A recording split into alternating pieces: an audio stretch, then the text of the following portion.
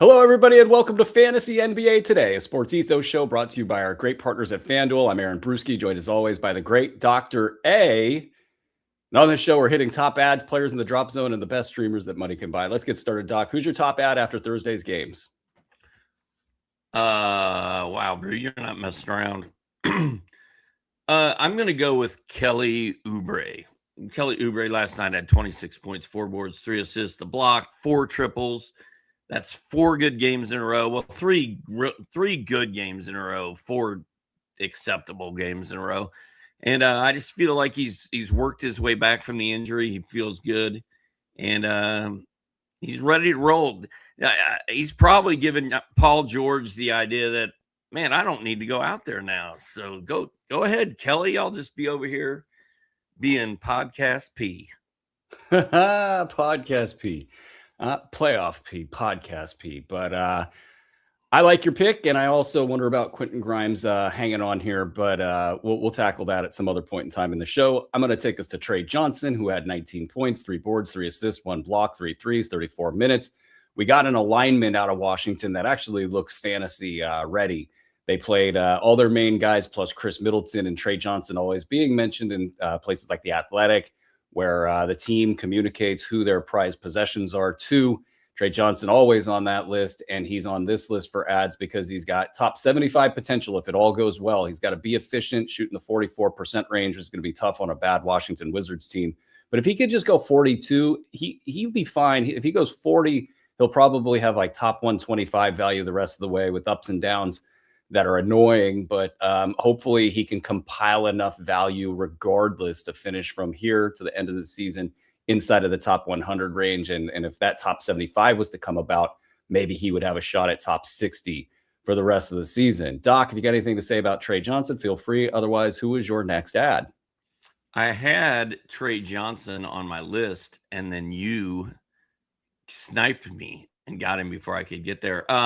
Speaking of getting him before I get there, my next guy is Ace Bailey, and I do not have his numbers pulled up just yet. But Ace Bailey went off last night. I think he had 25 points. He's been playing really well lately. Apparently, he's feeling good. He's feeling healthy. You got to be careful with Utah, though. They're messing with our lineups, and I feel like we're to the point now where you can't really trust anyone. Bryce Sensabaugh had been playing really well, and he did not get very many minutes last night.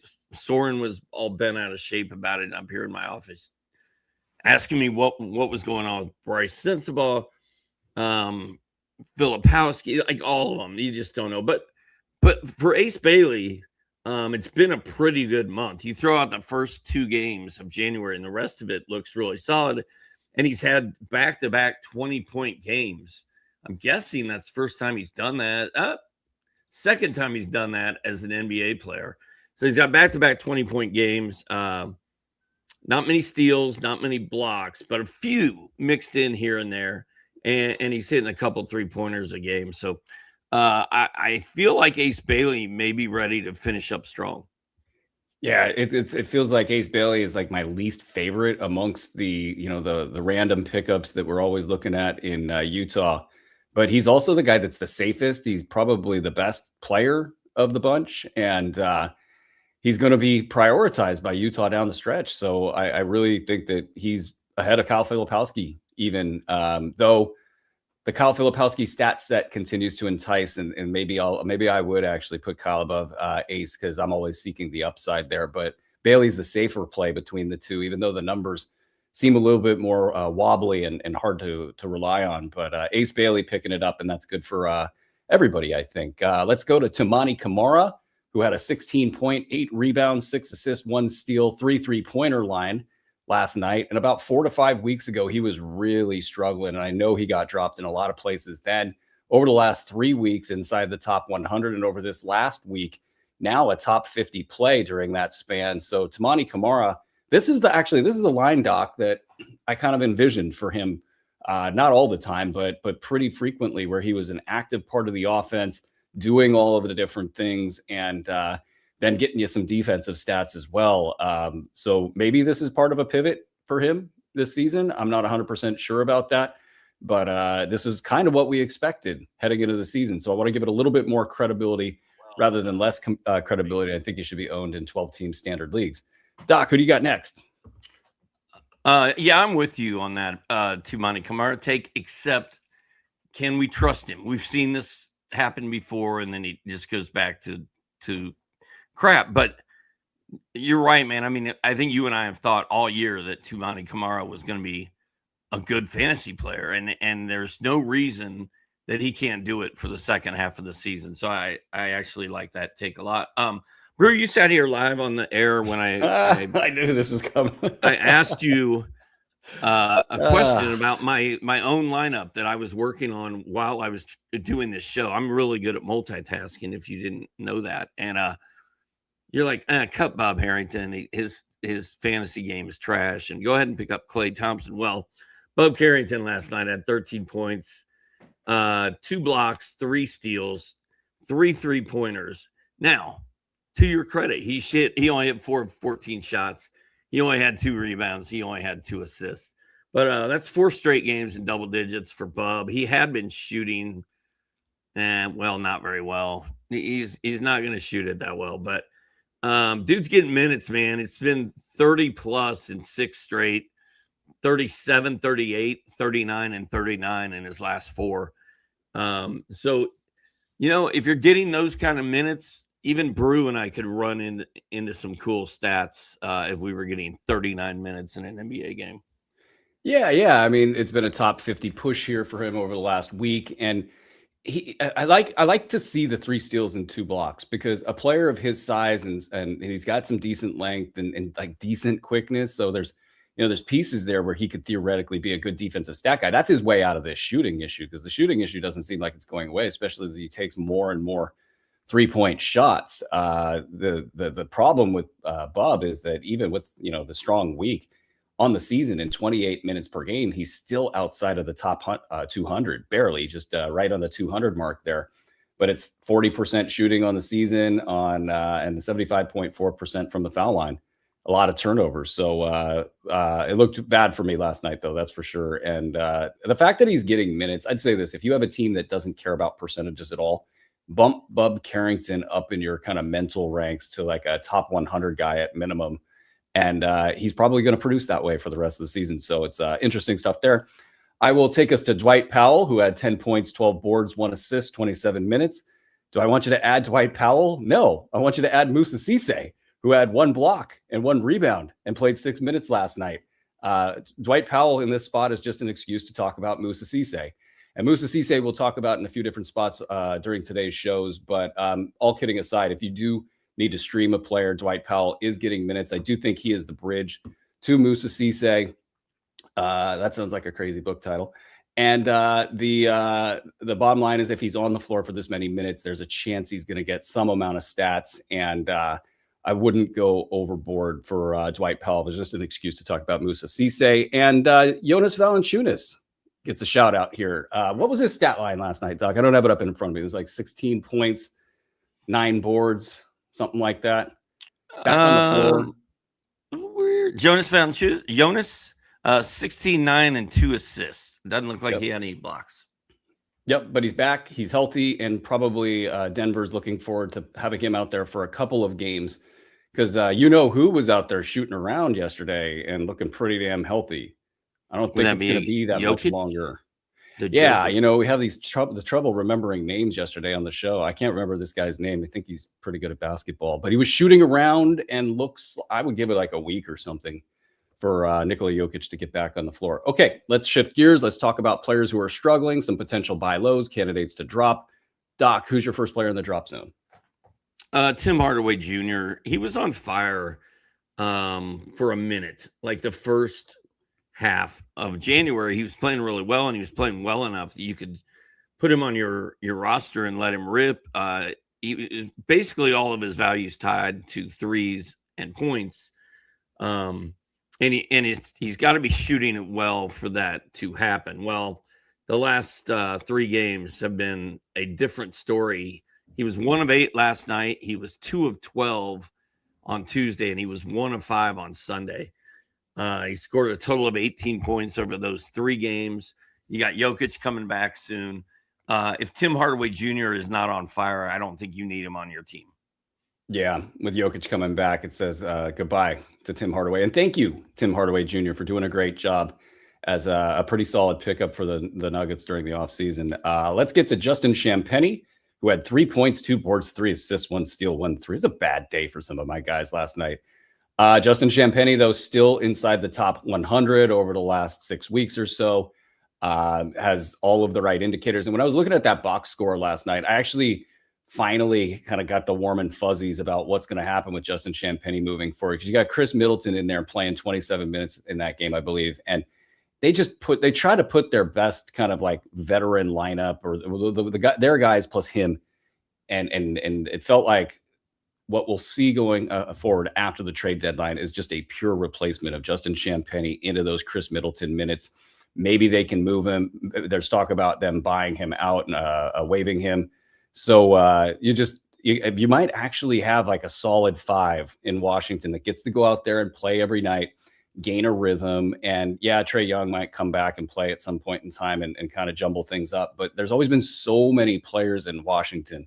And now that's not the case. And Justin Champagnie's role to me seems like it's locked in. So that late round value, just hang on, guys. I know it's been like not as exciting as it could be. But the point is that it's going to get exciting down the stretch. So hang on tight. Doc, who do you got next? Yesterday, I talked about Jonathan Kuminga being a guy you need to think about streaming possibly. And he got hurt. He's got a knee injury. Steve Kerr says he's going to have an MRI on that knee. I don't like any of that. The fact that he hates the Warriors and they hate him and all of that. Maybe he gets traded, but none of it matters if he's out with a knee injury. So if you're holding him on an injured spot on your team, and you need that spot for somebody else, I'm not too worried about dropping him to move another player into that slot, and then you can pick up another guy. I hate stuff like this. I mean, no matter what your feelings are on any of the parties involved, the timing of the injury and just it's like the thud at the end of a really bad, long story. And I wonder how it would be different if like Kuminga and his agent hadn't come out firing, way back, I think like 2 years or a year and a half ago, basically saying he was like a future all-star and he hadn't really accomplished that much at the time. And I think it took like the league and everybody in Golden State kind of by surprise and by storm, even to like, hey, I don't think you're there yet. Come on, let's back it up a little bit. So a bummer of a story. And we'll watch as Golden State is linked to a lot of different players right now via the trade market. And they've got a lot of tough decisions ahead to figure out what they want to do with the rest of Stephen Curry's career. And so we'll watch and we will adjust. And in the meantime, we've got Brandon Podziemski. D'Anthony Melton had a big night last night. Moses Moody, a little bit back on the radar last night. Quentin Post theoretically could be called upon to do some more scoring. So I would say Brandon Podziemski must-own player. D'Anthony Melton, is he must-own after last night's big game, Doc? He had a big game last night, man, and he's such a fantasy-friendly stat guy. I would say he's very close. Like, it's hard to say who's going to be better between him and Podziemski the rest of the way, but I wouldn't be surprised if it was Melton. I feel like he's almost must-own. Like he's pretty close. Yeah, the injury factor, and for me, and I usually play in a little bit deeper formats too. So, I have a little bit of extra space here to call him a must-own player. And he, if not for the injury risk, and I really think, when they were linked to Miles Bridges in a rumor that I read today, and I don't think that's going to be the play, but like if they bring in either a big man or a forward that's actually got some ability to take the box score, then I think it might push Melton out a little bit. But he's as close to must-own as must-own gets, and I'm obviously a huge D'Anthony Melton fan. Also a fan of Kyle Filipowski, and finally he let us down.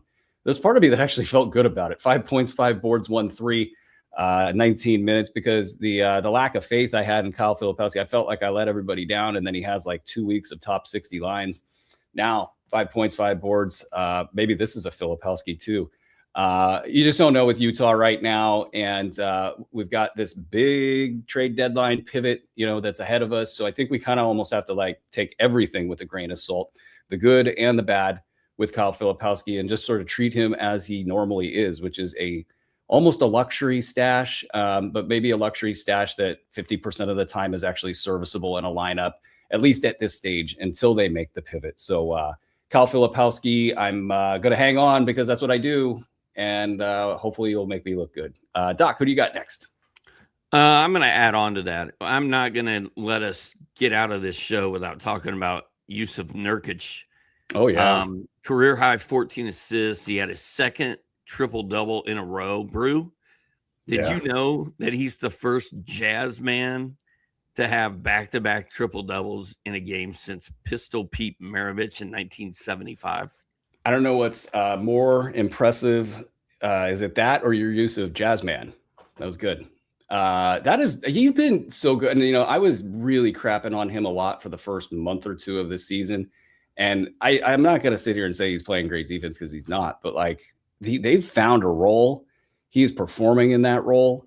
It's bringing consistency to this ball club. I mean, wins and losses, we could argue about that all day. And I don't know that they care about winning so much.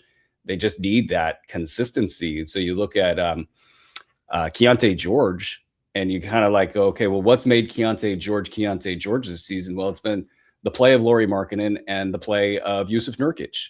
Those two consistent pillars of the offense just sort of being what they are and allowing George to do what he's done. So maybe that alone is worth the minutes, at the expense of guys like Ace Bailey and Kyle Filipowski. So excellent shout out there. Do you have anybody else that you'd like to talk about? I do. I do have a question though. Should people be picking up Yusuf Nurkic and just riding him until whenever? The short answer is yes. It's we're going to talk about Joel Embiid. I think of the next show, and it's kind of a similar thing. He's playing a little bit more rather than a little bit less lately. And it's just a matter of that. If he's able to get 3 games out of 4, he's at least a mid-round guy right now. If he gets the 2 games out of 4, and you can't manage that, off the bench, bringing him into the active lineup and then reserve and all of those things. If you can't manage that for whatever reason, then he's a late round guy. And then if he goes in the stretch, of missing games, then it's obviously worse than that. But right now, the going is pretty good. And at the same time, the pivot nears. So it's a tough one. Make your choices accordingly. All right. What else we got? Well, I've got Musa Cisse on my list in the drop zone. In the crosshairs? You already talked about Musa Cisse a little bit. I'd like to point out that yesterday was not my best day for calls. I usually feel like I hit a lot of good stuff on this show. And yesterday, everything I did was kind of crap. I dropped Cam Spencer in a league to pick up Musa Cisse, and now Ja Morant's not playing tonight. Cam Spencer's probably going to go off. Meanwhile, Cisse plays 6 minutes last night for 1 point, 1 rebound, and 1 block. Did you know who that block was against? The block was against Steph Curry. He played 20 minutes in the previous 3 games in each of them. So I'm not quite sure what this was, why it happened, or if they just like Dwight Powell that much. But I'm not dropping Cisse anywhere yet. But he had an illness coming into this game, just to throw that out there. He did, but he obviously felt better. I mean, he was listed as probable in the afternoon. So he didn't look sick to me, that's what I'm on the floor. Yeah, I mean, he looked great actually in those 6 minutes. His athleticism was jumping off the page, but it was just 6 minutes of athleticism. So I'm hanging on. That's all I got. Yeah, I think other things. Jason Kidd's the coach of this team. We kind of got to watch out for that. I looked at that box score and thought that this team was really trying to win that game. So I don't know, front office and want to tank, and then coaching and players don't want to tank. It's not in their DNA to do that. I think we might be looking at a little bit of that. And that whole bridge to Musa Cisse thing with Dwight Powell, absolutely, that's true. And it's just going to take one. A Cooper Flag injury. He was on a 24-minute restriction last night. I don't know what his final minute total was off the top of my head, but the one bad injury And Dallas is going to really start counting ping pong balls at that point. But I'm holding, obviously. They've won 5 straight, dude. I know. And that's the kind of thing you don't really want to stop, right? If you're a coach, you're like, no, we're and it's the Warriors, and you got the Clay, and just the kind of the tenor of that matchup is one where you could see them going with their veterans. And so we will watch that. And if Musa Cisse gets dropped, I'm adding him. That's the bottom line with that. They're only 1.5 games out of the play. And so I think right now they're still going for it. And the Clippers, if the Clippers turn back into the old Clippers and start losing, then they got a shot. It seems like a distinct possibility with them that they could actually do that. But Kawhi's back and looking great. Like last night, Kawhi Leonard is like one of my favorite players to watch play basketball. He is just, fundamentally perfect out there. It's amazing. I'll take us to Quentin Grimes, 3 points, 3 assists, 1 steal, 19 minutes. Look, Philly is rolling right now with their main guys, and I will talk about Joel Embiid in, I think, the next show. But as long as they're rocking with their main guys and everybody's healthy and Kelly Oubre is getting his old role back, we've got too many players, and it's very possible that a guy like Quentin Grimes is on a bad night or will have a bad night every now and again. I'm not personally dropping him. I just don't see like we're going to bet on Philly staying healthy the rest of the season. I mean, Joel Embiid played 46 minutes last night. That is astonishing. And the idea that that's not going to leave a mark somewhere is something I would bet against. And so Quentin Grimes, I'm going to hold in a format with 150 players. I'm going to hold in a format with 200 players, obviously, if I can, unless I'm just completely stacked. But that line was rather disappointing, and he will be showing up on waiver wires for sure. Doc, you got anybody else you want to talk about? No, sir. All right. I will shout out Moussa Diabate for having a 16-minute foul-plagued game, and Ryan Kalkbrenner having the majority of the minutes in that game. It might have been enough to shift the position battle toward Kalkbrenner. I think a foul-plagued game in a game they struggled would be not a great measurement, but probably drop-worthy considering the position battle's pretty tight. Okay, let's look at the weekend's top streamers and streaming schedules. On Friday, Saturday, we have Boston and Cleveland with their abundance of streaming assets. I say that with my tongue in my cheek. This is a tough couple squads to stream, though we have seen some action out of Boston lately. Doc, who do you like best? Well, Derek White is not playing on Friday night. So at least for Friday, I'm kind of going all in on Anthony Simons. Anthony Simons came off the bench like a week ago and had 39 points and 7 triples. Other than that, he's kind of been a pedestrian, just sort of plugging along, doing his thing. But with no Derek White out there, that really opens up the door for Anthony Simons to do something. So I'm kind of rolling hard on him, at least on Friday. Yeah, and I mean, this is a guy who I don't think they really have a lot of plans for, long term. They're trying to trade the guy. So for him to go off in the next couple of weeks, if they could actually spin that into something good, or alternatively, I mean, maybe there is a little less heat on that trade now that they're at the top of the East, more or less, and you've got reports that Jason Tatum's coming back sooner rather than later. Maybe they just keep Anthony and roll it, into the playoffs. But him going well over the next couple of weeks will be good for them one way or another. Sam Hauser has been shooting lights out lately. He's averaging over 6 3-pointers a game over the last 3 games, 28 minutes a contest. I hate leaning in when the hot shooter is hot, hitting 58% of his shots right now. But if you're going to pick a couple back-to-back games for Friday and Saturday to try to boost your 3-point totals, Sam Hauser seems like a good bet. So I'll go there. Doc, who do you got next? I don't feel good about this one, Brew. You and I both threw his name out there, and it's Baylor Shireman. No Derek White brings Baylor Shireman into play.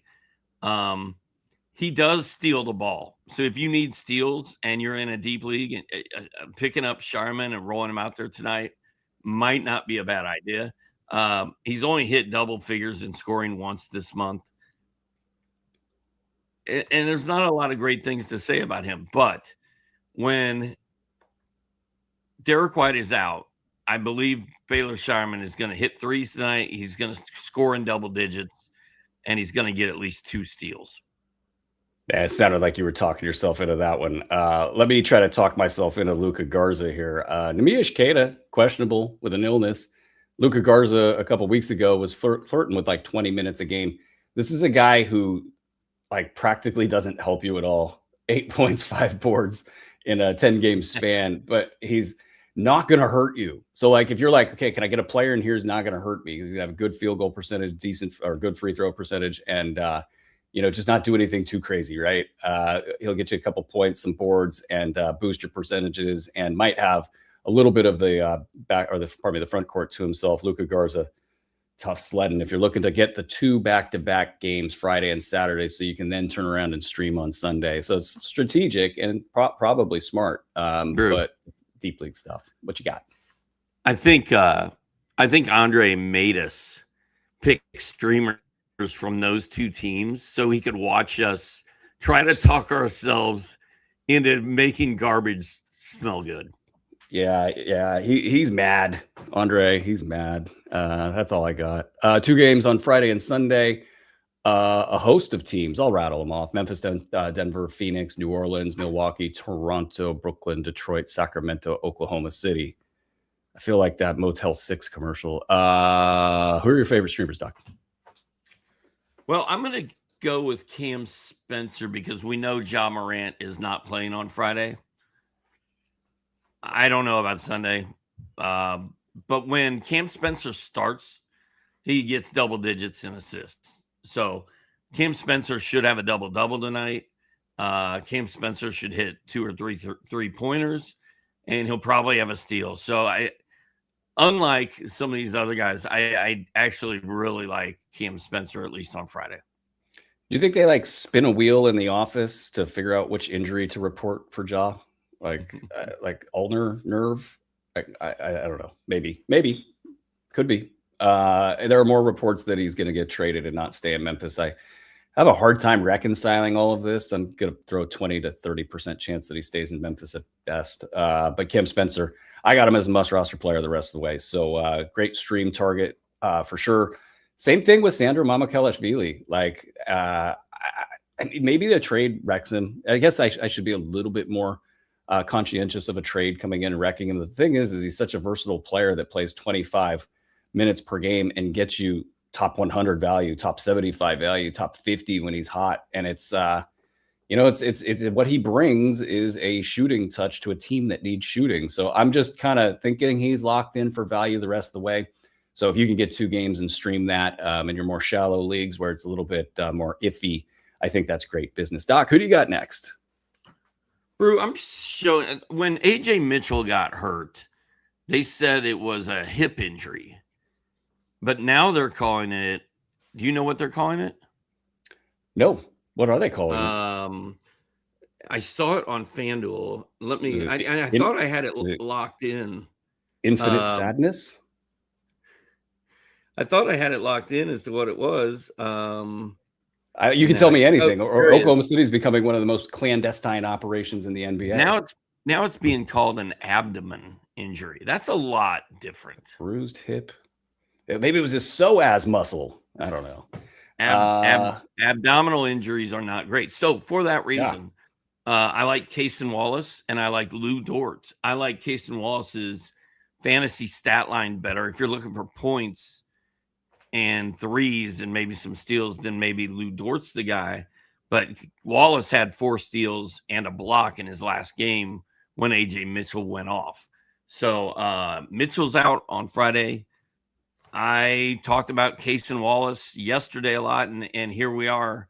I don't know how serious AJ Mitchell's injury is, but you got to give Cason Wallace a pretty close look right now. Yeah, I'm totally with you on Cason Dort and Lou Wallace. And we move on.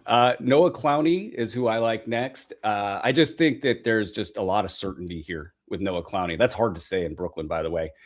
I can't see them resting him down the stretch like aggressively. It feels like he's not good enough to kind of push them over the hump in terms of wins. And it is a player that I think they would like to see, okay, hey, what can you do in a 30-minute role for the rest of the season? He just needs to shoot the ball well, which is obviously a big question in Brooklyn. We've seen top 75 stretches from him already this season for an entire month. Noah Clowney is my favorite streamer, not named Sandro. Doc, anybody else? Sadiq Bey is back. 20 points in his last game, 2 steals.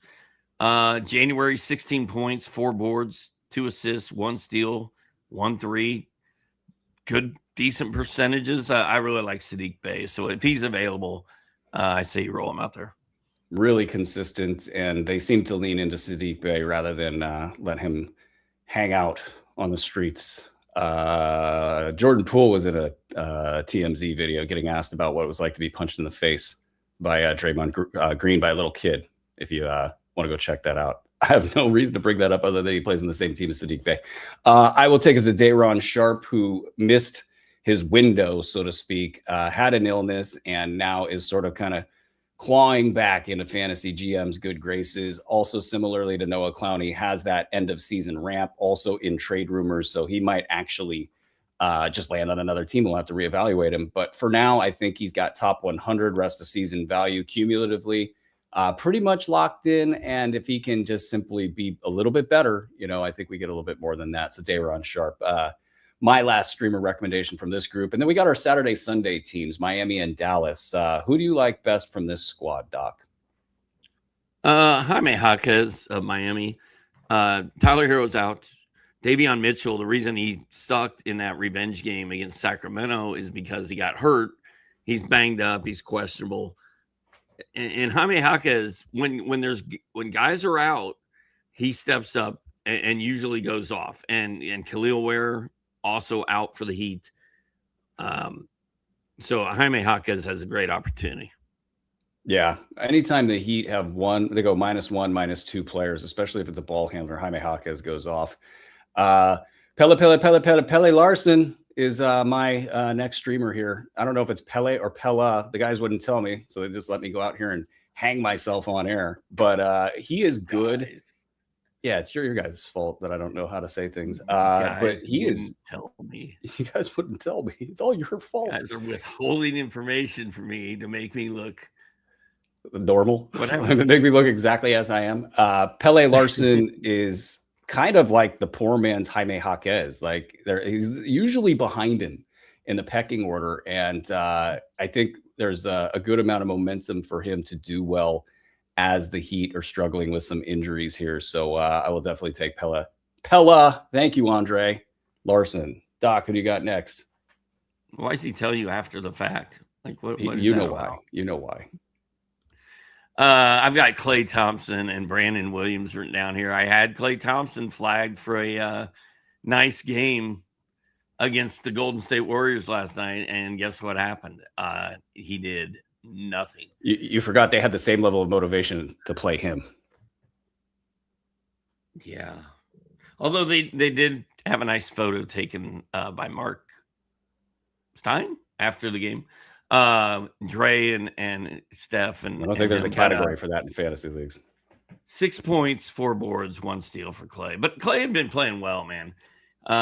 He really played well in 3 straight games, like 6 out of his last 7. I see a big bounce back coming for him. And then Brandon Williams just won't go away, right? Like he just keeps plugging along, putting up decent numbers. Had another good game last night against the Warriors. He is the starting point guard for that team. He had he did not start. He's not the starting point guard for that team. he plays that role on TV though. 27 minutes, 19 points, 5 boards, 4 assists. You know what? Frankly, it doesn't matter if he starts or not, because he's still going to get the same amount of minutes.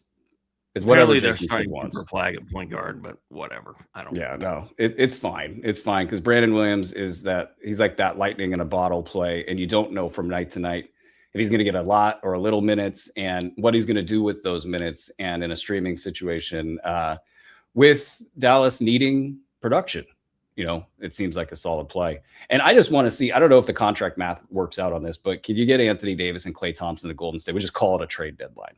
That would make me happy as a Warriors fan, just to they have some sort of a chance And maybe Dallas can just be cool about it and not like try to actually make this a negotiation and just sort of make this happen. I don't think that's going to happen. All right. I will take us to Dwight Powell and Musa Cisse. Obviously, we've talked about them a lot during this show. There's really not much more to say other than if you need a warm body, Dwight Powell is that guy. If you want to take a chance on some upside in a one-game slot with the rest of season upside that I've been talking about and droning on and up about for like 2-3 days now, Musa Cisse is that guy. And that's going to do it for this episode of Fantasy NBA Today. If you're listening on the pod feed, please, 60 seconds, 5-star reviews. They help us. Thank you so much. And if you're watching on YouTube, hit that thumbs up button. Subscribe to the Sports Ethos channel so you guys never miss an episode. From Doc, Andre, and everybody here at Sports Ethos, we will be right back with our daily fantasy deep dive available exclusively on the Fantasy NBA Today pod feed, as well as the Sports Ethos YouTube channel. This has been Fantasy NBA Today, presented by FanDuel. I'm going to get water.